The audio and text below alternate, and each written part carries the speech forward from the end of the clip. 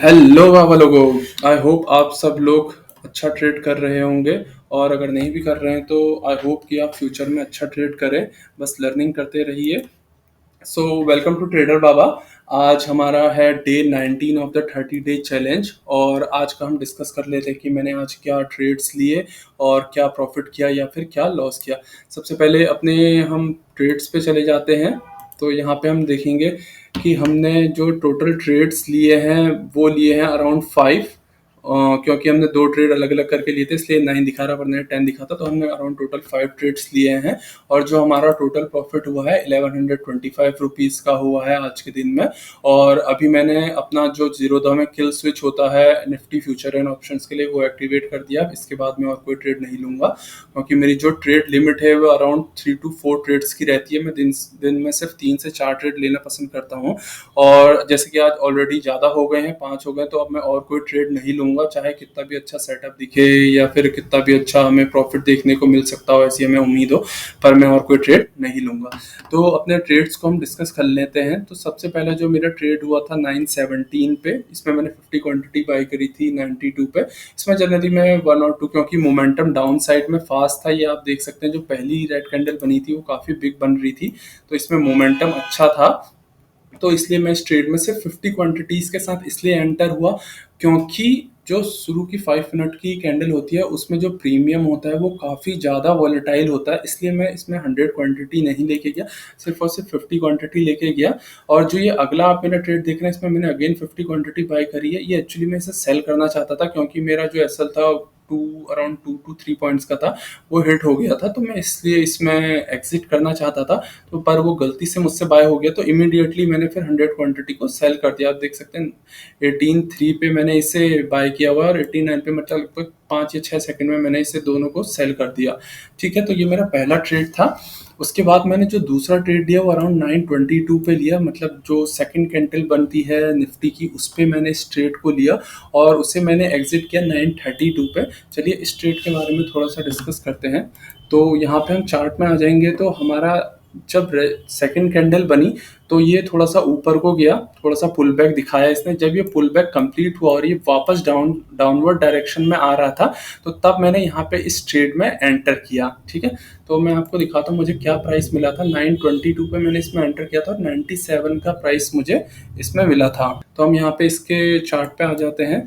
तो 922 पे अराउंड मैंने लिया हुआ था। इसको मैं मार्क कर देता हूँ 97, अराउंड 97 के प्राइस पे मैंने यहाँ पे कहीं पे इसमें एंट्री ली थी 922 पे।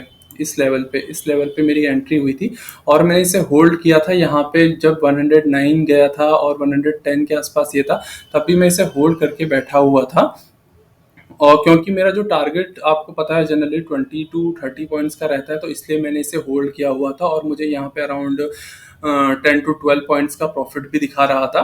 पर मैंने इसे एग्जिट किया है 932 पे और वो है 100 रुपीज़ पे। और इसे मैंने एग्जिट किया 932 पे, इस वाली कैंडल पे 100 रुपीज़ पे। तो यहाँ पे मैंने इसे एग्जिट इसलिए किया क्योंकि जो ये रेड कैंडल है 925 वाली, जिसका लो 100 रुपीज़ का है 100.5 पे, तो मैंने जस्ट इस कैंडल के नीचे अपना ऐसा लगाया हुआ था यहाँ पे। क्योंकि जो मार्केट था वो काफ़ी तेज़ी से नीचे आ रहा था, तो ऐसे मार्केट में जो भी रिट्रेसमेंट आता है तो काफ़ी क्विकली आता है और उसमें प्रीमियम प्राइसेस बहुत जल्दी गिरते हैं, बहुत जल्दी डिके होते हैं। तो इसलिए मैं यहाँ पे काफ़ी टाइट एसएल लगा के चल रहा था। तो इसलिए जैसे ही ये इस कैंडल के लो को ब्रेक किया तो मेरा एसएल हिट हो गया और यहाँ पे मैं निकल गया 100 रुपीज़ पे। तो जिसमें मेरा ओवरऑल अराउंड 97 पे खरीदा था, 100 पे बेचा, 2 to 3 पॉइंट्स का मुझे इसमें प्रॉफिट मिल रहा था। ठीक है, तो इसमें जो अगला ट्रेड था वो मैंने लिया हुआ था 936 पे और 103 पे लिया हुआ था। तो मैं ये बताता हूँ, मैंने सबसे पहले पुट साइड में इसमें अगेन ट्रेड क्यों लिया 936 पे। 936 वाली आप कैंडल पे जाएंगे तो ये वो कैंडल है 936 वाली। जब ये यहाँ से एक इसने इनसाइड कैंडल बनाई 5 मिनट में, उसका ब्रेकआउट अपसाइड को दिया। जब ये ब्रेकआउट फेल हुआ अपसाइड में और जब ये इस फर्स्ट कैंडल का लो आप देखेंगे तो इससे रेजिस्टेंस लिया इसने। जो ये फर्स्ट कैंडल है, फर्स्ट 915 वाली कैंडल जो है, इसके लो से रेजिस्टेंस लेके और जो एक अच्छा राउंड नंबर भी था, आप देखेंगे ये 18700 का राउंड नंबर है। राउंड नंबर से रेजिस्टेंस लेके जब ये डाउन साइड डायरेक्शन में आ रहा था तो मैंने वापस इसमें एंट्री करी थी ताकि अगर ये ब्रेकआउट देता है तो इसमें अच्छा प्रॉफिट मिले। तो मैं आपको बताता हूँ मैंने कहाँ पे एंट्री करी थी। आप देखेंगे मैंने यहाँ पे 936 पे 103 पे एंट्री करी थी। 936 वाली कैंडल ये है, ये जो बड़ी ग्रीन कैंडल आपको दिख रही है 936 वाली ये कैंडल है, और मैंने इसमें 103 पे एंट्री करी थी, जो कि यहाँ पे अराउंड इस लेवल पे मैंने इसमें एंट्री कर ली थी। मैं इसमें जनरली एंट्री थोड़ी सी जल्दी करना चाहता था, अराउंड मेरी एंट्री 97 के आसपास होने वाली थी, पर थोड़ा सा सिस्टम में लैग आया और ये चार्ट खुलने में थोड़ा सा टाइम लगा, क्योंकि मैं चार्ट खोल के ही एंट्री लेता हूँ, बिना चार्ट खोले देखे एंट्री नहीं देता हूँ। तो मैं चार्ट खोलने में थोड़ा सा टाइम लगा, तो तब तक ये अराउंड 103 तक निकल चुका था, इसलिए मैंने इसे यहाँ पे एंटर किया और मैं इसे होल्ड करके बैठा रहा, और ये गया अराउंड 121 का है। तो जैसे कि मेरा अगेन टारगेट रहता है 20 पॉइंट्स के अराउंड, तो मेरा 124 तक का टारगेट था। इसमें अगर अराउंड 123 या 124 आता तो मैं अपना टारगेट बुक करके यहाँ से निकल जाता, पर ये 121 का हाई मार के यहाँ से वापस रिट्रेस होने लगा। ठीक है, तो मैंने इसमें जो अपना प्रॉफिट बुक किया वो 113 पे बुक किया। तो क्योंकि जो इससे पहले वाला भी था उसमें भी 10-12 पॉइंट्स का प्रॉफिट हुआ था, पर वो वापस नीचे आ गया था, तो मेरा एसएल हिट हो गया था। और इसमें अगेन 15-16 पॉइंट का प्रॉफिट होने के बाद ये वापस आ रहा था, तो मैं इसमें लॉस लेके नहीं जाना चाहता, तो इसलिए मैंने 10 पॉइंट्स इसमें एटलीस्ट बुक करने की सोची थी कि अटला हाफ ऑफ माई टारगेट इसे मैं बुक कर लूँगा। तो मैंने 113 पे इसे बुक कर लिया, अराउंड 113 पे बुक किया, तो मुझे 10 पॉइंट्स का प्रॉफिट हुआ।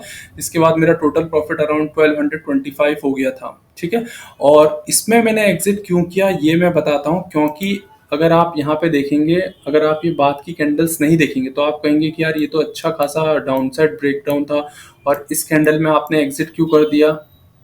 ठीक है, ये मैं इसका रीज़न मैं आपको बताता हूँ। इसको पहले डिलीट कर लेते हैं, सॉरी।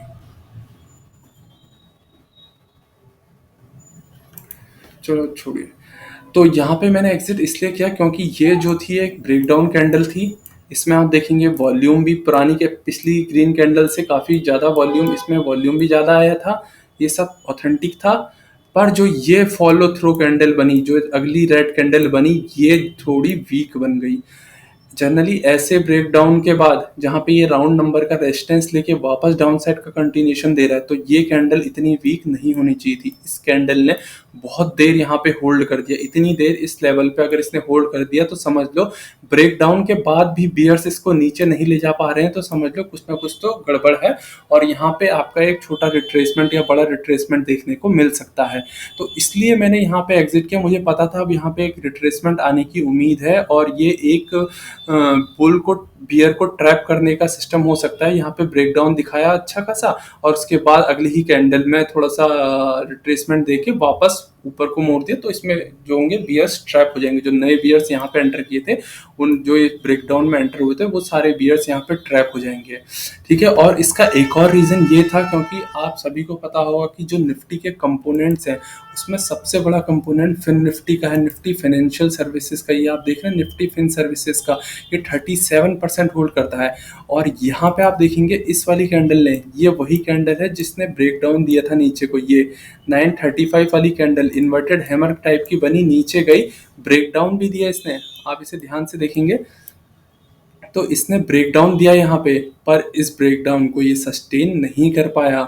इसने जो ये ब्रेकडाउन था, इसकी क्लोजिंग थी, तो ये इस क्लोजिंग इस ब्रेकडाउन के ऊपर हो गई। 19500 का इंपॉर्टेंट सपोर्ट जोन है, आप देखिए इसमें 19500 का इंपॉर्टेंट सपोर्ट जोन है, राउंड नंबर है, राउंड नंबर के ऊपर क्लोजिंग दे दी और ऊपर से इतनी बड़ी डोजी बना दी। इसका मतलब बियर्स अभी भी कंफ्यूजन में है। अगर यहाँ पे बियर्स स्ट्रांग होते तो इसके नीचे क्लोजिंग दे देते, और अगली कैंडल ग्रीन बनने लगी तो मैं इसी कैंडल में निकल गया। और उसके साथ साथ आप निफ्टी आईटी देखेंगे जो कि 12 से 13% होल्ड करता है निफ्टी का अराउंड। तो इसमें जो ये इन्वर्टेड हैमर थी, इन्वर्टेड हैमर बनी निफ्टी की तरह, ब्रेकडाउन भी दिया और उसके बाद ब्रेकडाउन को अगेन ब्रेकडाउन वीक हो गया, और जो टोटल ओवरऑल जो लो था डे के लो को ये नहीं तोड़ पाया। अगर ये डे के लो को तोड़ देता, ये जो हैमर कैंडल है इसका आगे इसमें फॉलो थ्रू आता और डे के लो को तोड़ देता, मैं अपने ट्रेड को होल्ड कर लेता। सेम यहाँ पे अगर आप देखेंगे तो यहाँ पे से ये वापस ऊपर से रेजिस्टेंस लेके नीचे को रेड कैंडल बनी, पर उसका फॉलो थ्रू बिल्कुल नहीं आया। यहाँ पे से बुल्स आने शुरू हो गए। तो इसलिए आउट ऑफ 4 जो मेजर कंपोनेंट्स हैं निफ्टी, आपका देखेंगे फिन निफ्टी, उसके बाद Nifty IT, Nifty oil and gas और एफएमसीजी। एफएमसीजी सिर्फ एक ब्रेकडाउन को अपने फॉलो थ्रू दे रहा था, तो इस खाली सिर्फ और सिर्फ इसके एफएमसीजी के बेसिस पे मैं अपने ट्रेड को नहीं ले सकता था, क्योंकि जो मेजर कंपोनेंट था फिन निफ्टी वो वो थोड़ा नीचे लोअर डायरेक्शन में सपोर्ट दिखा रहा था, तो इसलिए मैंने इस ट्रेड को एग्जिट किया।